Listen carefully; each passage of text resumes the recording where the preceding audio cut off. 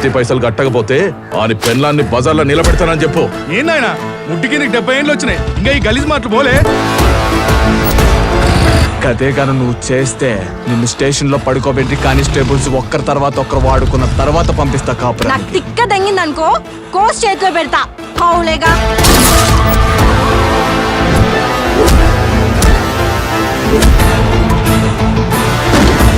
లంజలానే ఇద్దరు ఎవరితో పడితే వాళ్ళతో పడుకుంటారు.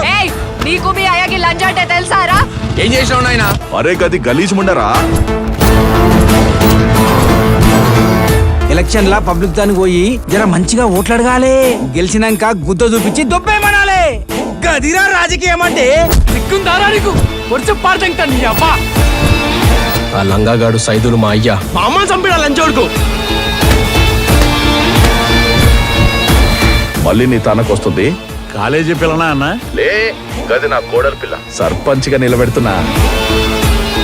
ఎలక్షన్ లో గెలుచుడంటే మగాన్ దగ్గర పండుకొని కడుపు తెచ్చుకున్నంత ఈజీ కాదు. అబ్బే ముసల్ లంచోడుకా గమ్ము నిడికెళ్ళి దెంగే. నాకు బీపీ దెంగని వలిసిందానే అక్క ఫస్ట్ నువ్వు దెంగేరా ఇడికెళ్ళి.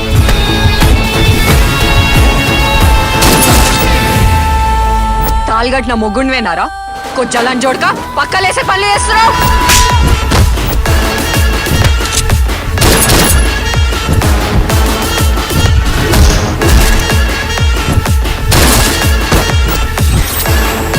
నువ్వు చెప్పినట్టు నేను చేయాలంటే నీ కొడుకు పానాలతో ఉండకూడదు. నన్ను పెళ్లి చేసుకొని నా పక్కన అన్నావు అనుకో, వాడు నేను చంపేస్తాడు. ఈ రివాల్వర్ తీసుకొని అన్నేసి రాపు.